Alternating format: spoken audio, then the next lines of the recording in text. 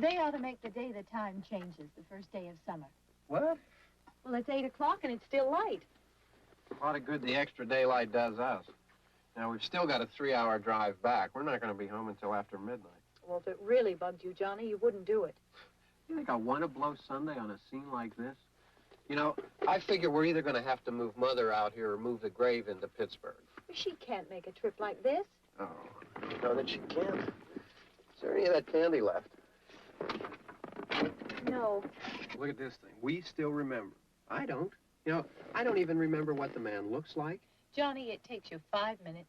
Yeah, 5 minutes to put the wreath on the grave and 6 hours to drive back and forth. Mother wants to remember, so we trot 200 miles into the country and she stays at home. Well, we're here, John, all right? Test. Back on. Oh. Ladies and gentlemen, we're coming back on the air after an interruption due to technical problems.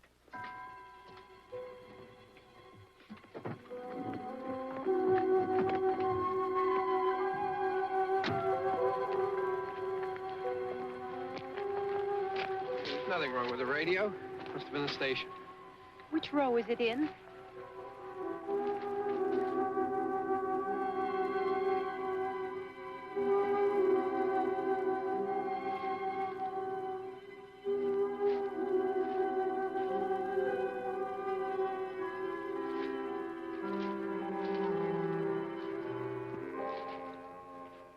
Well, there's no one around. Well, it's late.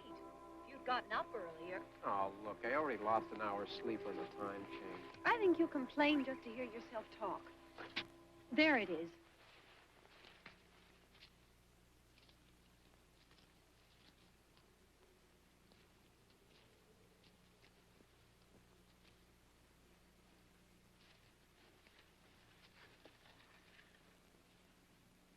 I wonder what happened to the one from last year.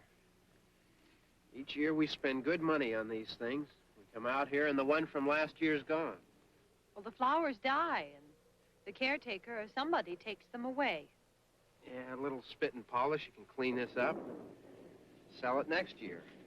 Wonder how many times we bought the same one.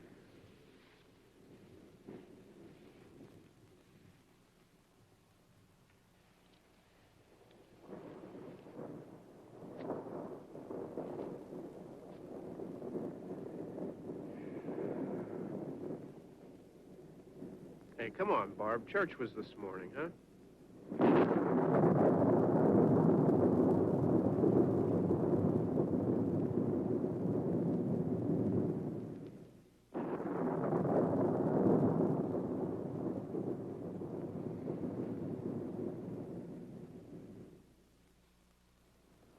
Hey, I mean praying's for church, huh? Come on. I haven't seen you in church lately. Well, there's not much sense in my going to church. Do you remember one time when we were small, we were out here? It was from right over there. I jumped out at you from behind the tree, and Grandpa got all excited, and he shook his fist at me, and he said, "Boys, you'll be damned to hell." Remember that? Right over there. Well, you used to really be scared here. Johnny. You're still afraid. Stop it now. I mean it. They're coming to get you, Barbara. Stop it. You're ignorant. They're coming for you, Barbara. Stop it. You're acting like a child. They're coming for you. Look, there comes one of them now. He'll hear you. Here he comes now. I'm getting out of here. Johnny.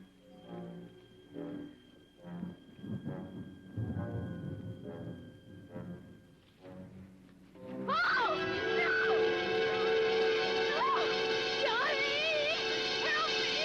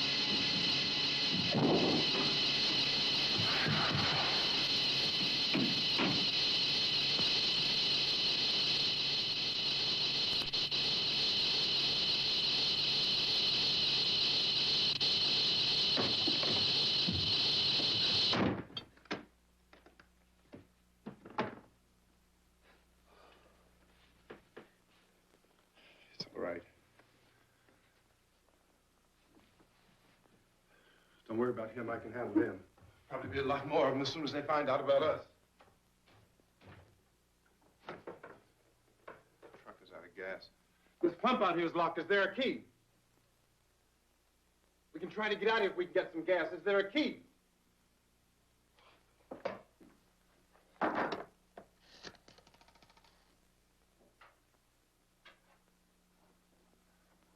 Suppose you've tried this.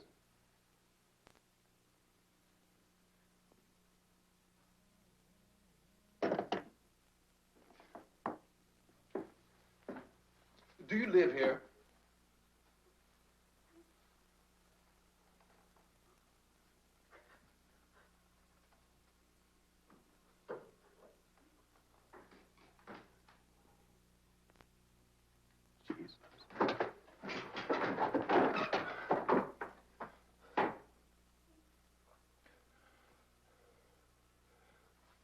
We've got to get out of here. We have to get to where there's some other people. Maybe we better take some food. I'll see if I can find some food.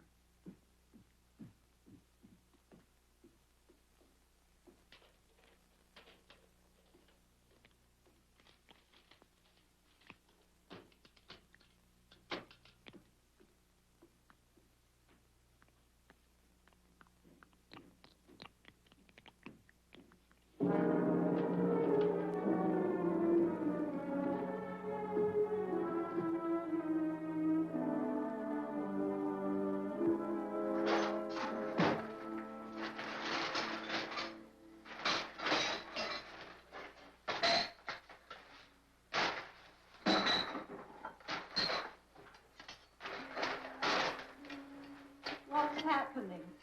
How do you think it's happening? What's happening?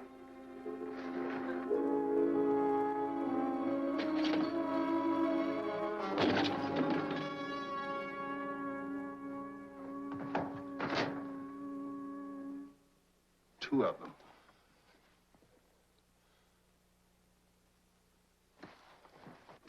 There are two of them out there. Have you seen any more around here? I can take care of those two. I don't I know you're afraid, but we have I to... don't know! I don't know! What's happening?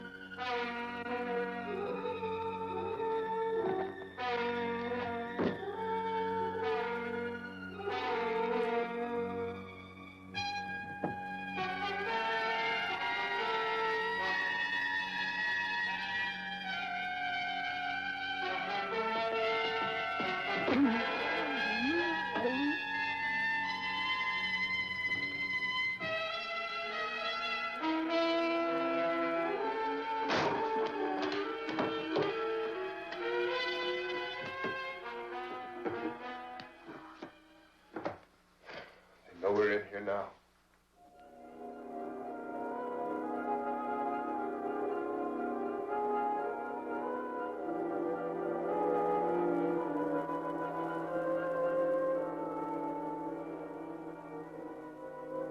Don't look at it.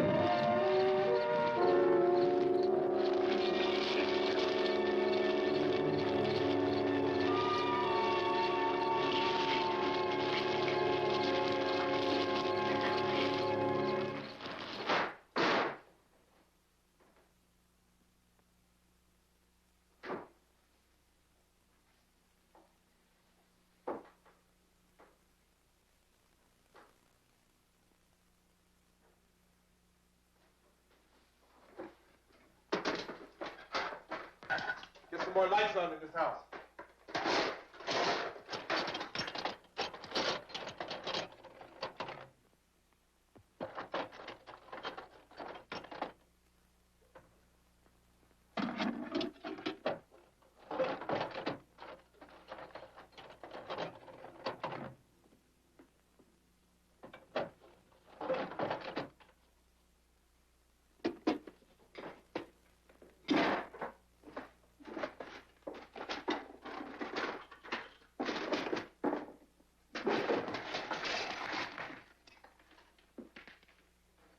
Why don't you see if you can find some wood, some boards, something there by the fireplace, something we can nail this place up.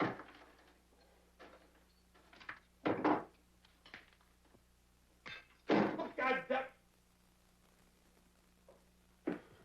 Look, I know you're afraid. I'm afraid too. But we have to try to board the house up together. Now, I'm going to board up the windows and the doors. Do you understand? We'll be all right here. We'll be all right here until someone comes to rescue us. But we'll have to work together. You'll have to help me. Now, I want you to go in and get some wood so I can board the place up. Do you understand? Okay? Okay?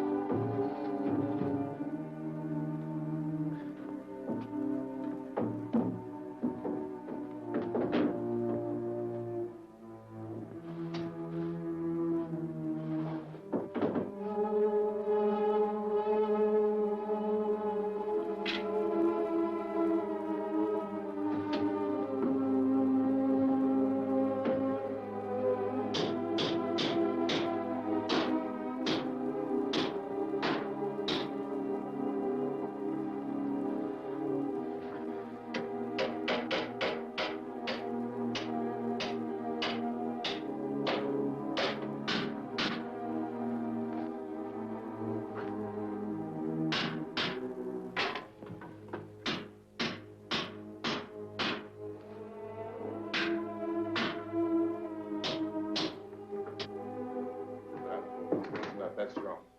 Yeah, I want you to pick out some nails. Pick out the biggest ones you can find. There, this room looks pretty secure. If we have to, we can run in here and board up the doors. Won't be long before those things be back pounding their way in here. They're afraid now.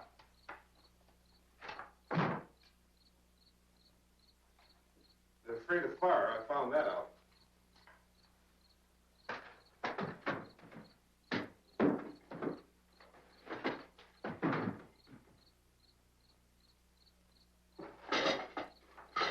You know a place back down the road called Beekman's? Beekman's Diner?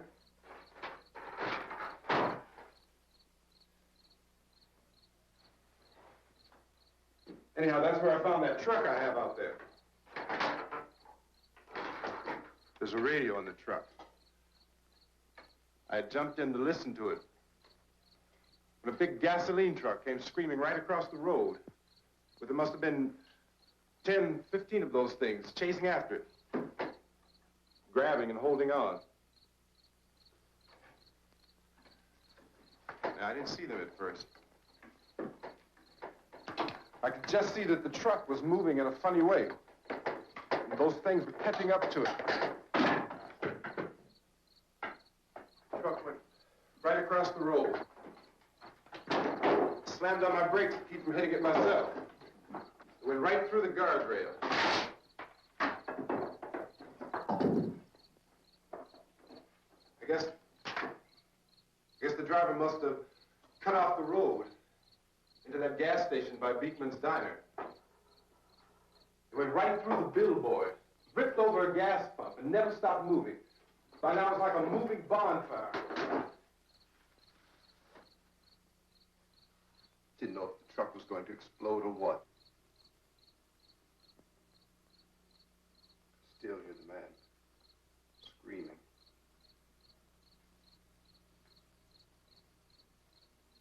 This thing is just backing away from it. I looked back at the diner to see if there was anyone there who could help me. That's when I noticed that the entire place had been encircled. Wasn't a sign of life left except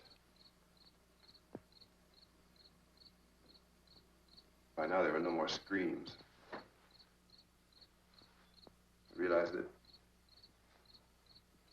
I was alone with 50 or 60 of those things, just standing there, staring at me. I started to drive. I just plowed right through them. They didn't move. They didn't run or just stood there staring at me.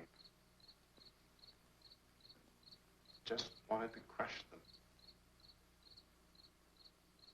They scattered through the air like bugs. We were riding in the cemetery, Johnny and me. Johnny.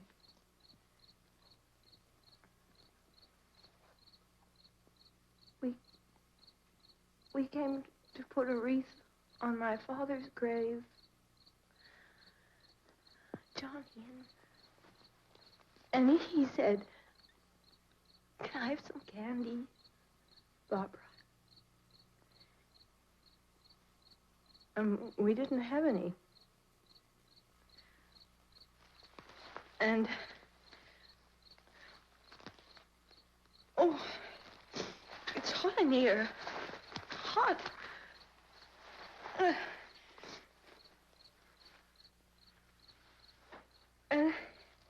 And he said, "Oh, it's late.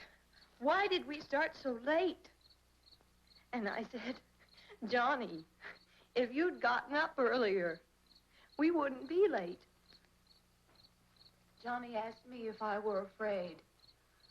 And I said, "I'm not afraid, Johnny." And then this man started walking up the road. He came slowly, and Johnny kept teasing me and saying, "He's coming to get you, Barbara." And I laughed at him and said, "Johnny, stop it." And then Johnny ran away. And I went up to this man, and I was going to apologize. Why don't you just keep calm? And I looked up, and I said, "Goody." And he grabbed me. He grabbed me, and he ripped at me. He held me, and he ripped at my clothes. I think you should just calm down. Oh, I screamed, "Johnny! Johnny, help me! Oh, help me!" And he wouldn't let me go. He ripped. And then Johnny came and he ran and he fought this man. And I got so afraid. I ran.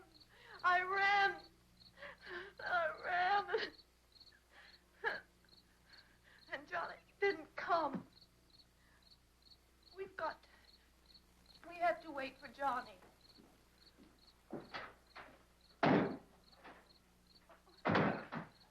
Maybe we better go out and get him. We have to go out and get Johnny. He's out there. Please, don't you hear me? We've got to go out and get him. Please! We have got to go get Johnny! Please help me! Please! Don't you know what's going on out there? This is no Sunday school picnic. Don't you understand? My brother is alone! Your brother is dead. No! My brother is not dead! Oh. Oh.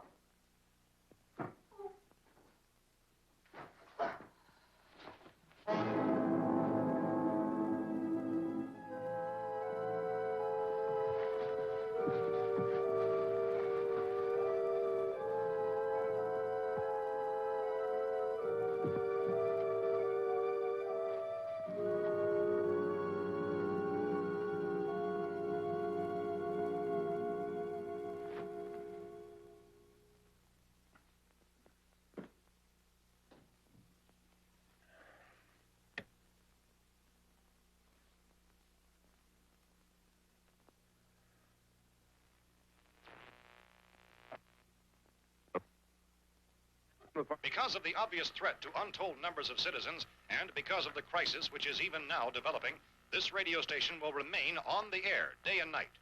This station and hundreds of other radio and TV stations throughout this part of the country are pooling their resources through an emergency network hookup to keep you informed of all developments. At this hour, we repeat, these are the facts as we know them. There is an epidemic of mass murder being committed by a virtual army of unidentified assassins. The murders are taking place in villages, cities, rural homes, and suburbs with no apparent pattern or reason for the slayings. It seems to be a sudden, general explosion of mass homicide. We have some descriptions of the assassins. Eyewitnesses say they are ordinary-looking people. Some say they appear to be in a kind of trance. Others describe them as being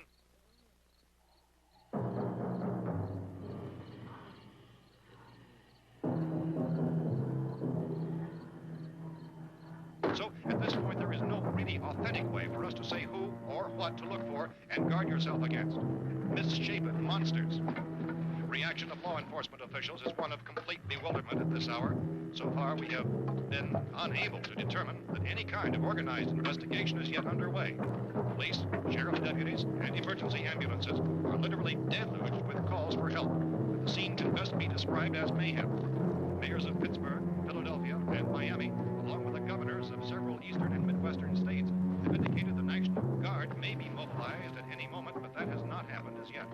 The only advice our reporters have been able to get from official sources is for private citizens to stay in their homes behind locked doors. Do not venture outside for any reason until the nature of this crisis has been determined and until we can advise what course of action to take. Keep listening to radio and TV for any special instructions as this crisis develops further. Thousands of office and factory workers are being urged to stay at their places of employment, not to make any attempt to get to their homes. However, in spite of this urging and warning, streets and highways are packed with frantic people trying to reach their families or apparently to flee just anywhere. We repeat, the safest course of action at this time is simply to stay where you are.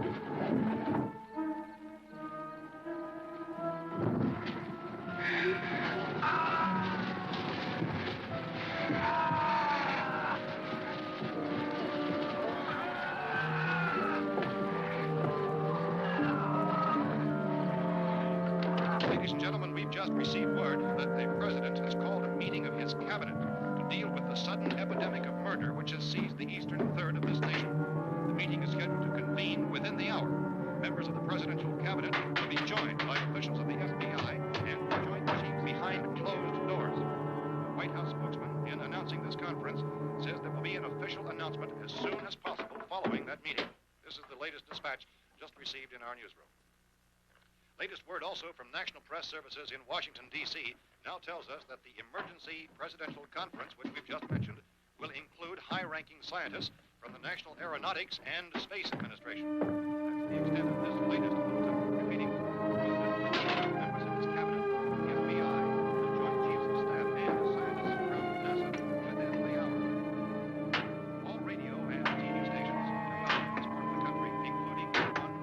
listening, have joined their facilities in an emergency network to bring you this news as it develops. We urge you to stay tuned to radio and TV and to stay indoors at all costs. Late reports reaching this newsroom tell of frightened people seeking refuge in churches, schools, and government buildings, demanding shelter and protection from the wholesale murder which apparently is engulfing much of the nation. Law enforcement officials are at a loss to explain or, even at this hour, even to theorize about the reasons for this wave of murder. So far, the advice we are able to give the public is something Chief T.K. Dunmore of Camden, North Carolina, was quoted as saying, quote, "Tell the people, for God's sake, to get off the streets. Tell them to go home and lock their doors and windows up tight. We don't know what kind of murder-happy characters we have here." End quote. This is Chief Dunmore of Camden, North Carolina. So far, the only descriptions, the only clues anyone has of the killers come from frightened witnesses of some of the slaves. These eyewitness accounts variously describe the murderers as ordinary-looking people, misshapen monsters, people who look like they're in a trance, and things that look like people but act like animals. Some eyewitnesses tell of seeing victims who look as though they had been torn apart. This whole ghastly story began developing 2 days ago with the report of the slaying of a family of 7 in their rural home near Gulfport, Mexico. Since then, reports of such senseless killings began snowballing in a reign of terror which has hopscotched in an erratic, disconnected manner throughout much of the eastern and midwest of the United States. Efforts to keep track of the murder reports by the placing of markers on a map seem to indicate a general spreading from the extreme southeastern United States to the north and west. Our newsmen have been on the telephone talking with officials in other cities and have determined that none of this kind of mass murder has yet been reported west of the Mississippi River, except in the extreme southeastern portion of Texas. Similar killings have been reported around the Houston and Galveston areas, but nothing like I found a gun and some bullets out there. It was only late yesterday Oh, and that it these. first became clear we were facing some kind of national emergency. When first reports began filtering in, newsmen and law enforcement agencies were of the opinion This place is boarded up pretty solid now. in nature. However, as these We ought to be all right here for a while. dramatically, it was soon apparent that We have this the was gun something and more than the bullets. usual run of lawlessness. Food and the radio. Officials began to suspect an obscure kind of conspiracy. Sooner or later, someone Things as bound to come and get us out. creatures from outer space. So again, we join with law enforcement agencies, urging you to seek shelter in a building.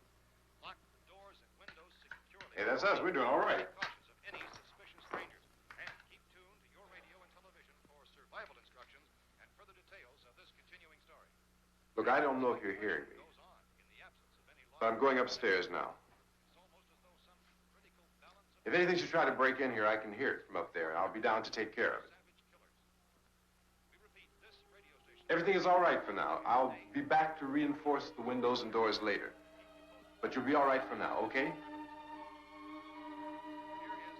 Okay. Dateline on this report is Cumberland, Maryland. Civil defense officials in Cumberland have told newsmen that murder victims show evidence of having been partially devoured by their murderers.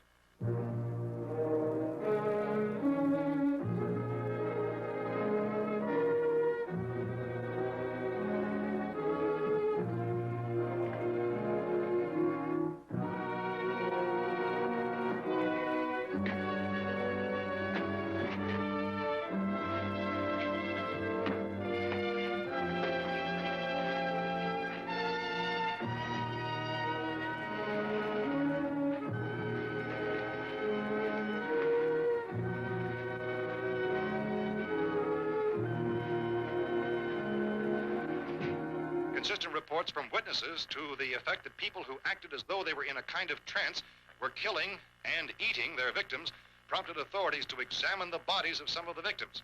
Medical authorities in Cumberland have concluded that in all cases, the killers are eating the flesh of the people they murdered. Repeating this latest bulletin just received moments ago from Cumberland, Maryland, civil defense authorities have told newsmen that murder victims show evidence of having been partially devoured by their murderers. Medical examination of victims' bodies shows conclusively that the killers are eating the flesh of the people they kill. And so this incredible story becomes more ghastly with each report. It's difficult to imagine such a thing actually happening, but these are the reports we have been receiving and passing on to you Reports which have been verified as completely as is possible in this confused situation. It is happening, and it would appear that no one is safe from this wave of mass murder.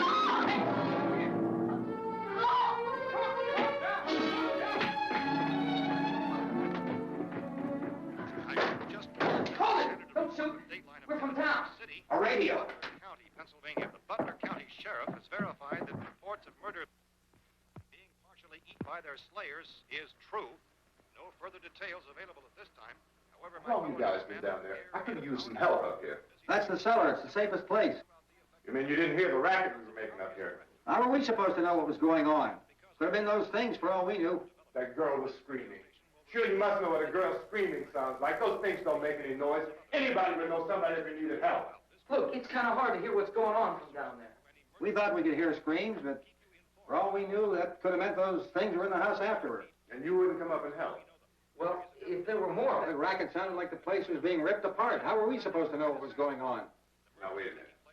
You just got finished saying you couldn't hear from down there. Now you say it sounded like the place was being ripped apart. It would be nice if you get your story straight, man. All right, now you tell me. I'm not going to take that kind of a chance when we got a safe place.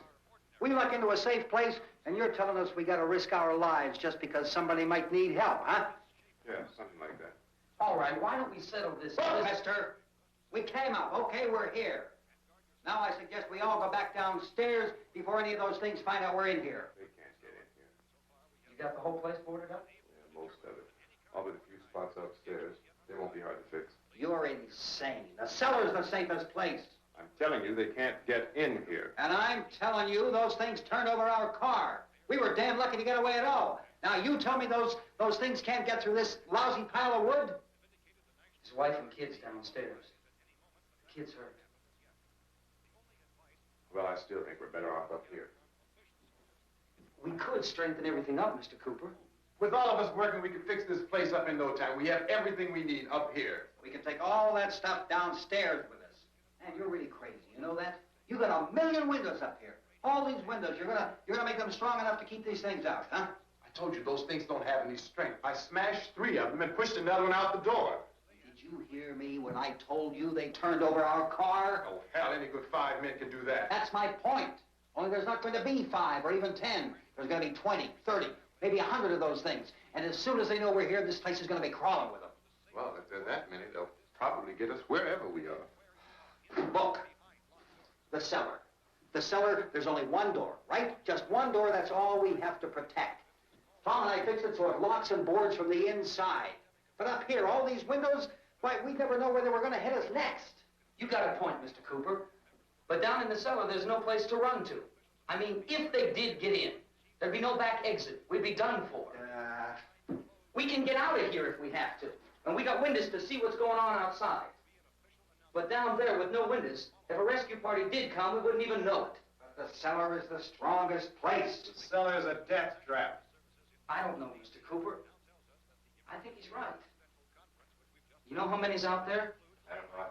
Maybe 6 or 7. Look, you two can do whatever you like. I'm going back down to the cellar, and you better decide. Because I'm going to board up that door, and I'm not going to unlock it again no matter what happens. Now, wait a minute, Mr. Cooper. No, I'm not going to wait. I've made my decision, now you make yours. Now, wait a minute. Let's think about this. We can make it to the cellar if we have to. And if we do decide to stay down there, we'll need some things from up here. So let's at least consider this a while. If you box yourself in the cellar and those things get in the house, you've had it. At least up here you have a fighting chance.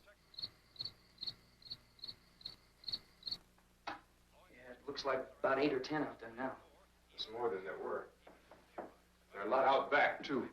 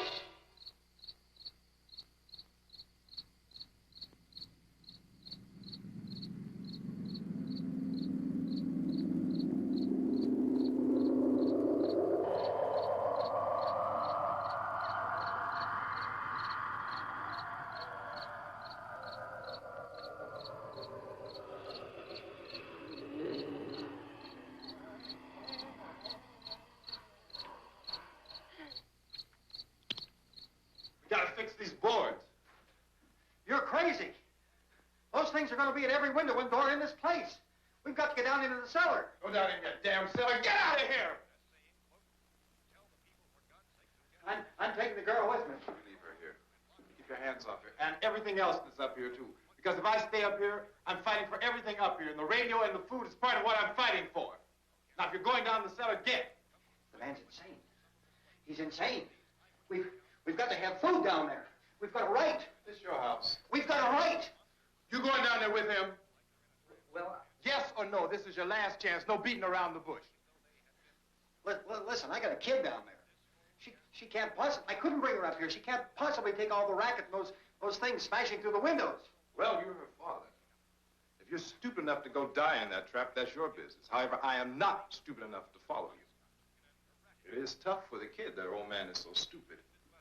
Now, you get the hell down in the cellar. You can be the boss down there. I'm boss up here. You bastards. You know, I won't open this door again. I mean it. Mr. Cooper, with your help, we could... With my help. Let him go, man. His mind is made up. Just let him go.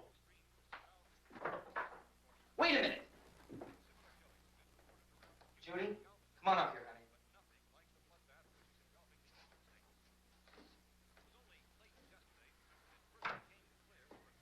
You're gonna let them get hurt too, huh?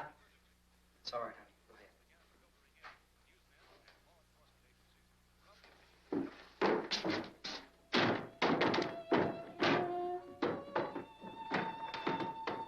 If we stick together, man, we can fix it up real good. There's lots of places we can run to up here.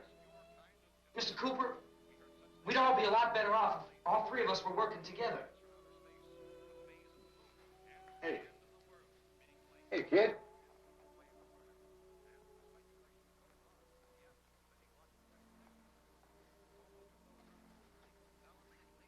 He's wrong, you know. I'm not boxing myself in down there.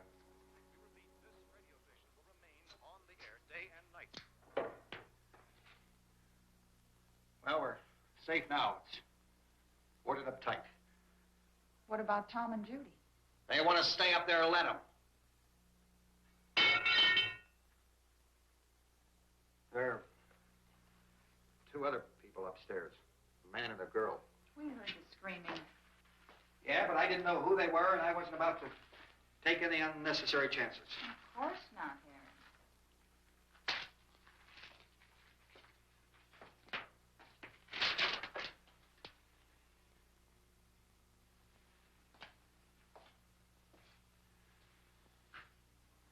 Is she all right? I don't know what it is. She feels warm. Maybe it's shock. Where'd you get the bandage? Some laundry in a basket. I tore a sheet.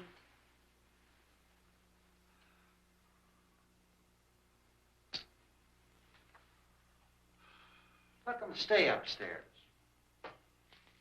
Let them. Too many ways those monsters can get in up there. We'll see who's right. We'll see when they come begging me to let them in down here. That's important, isn't it? What?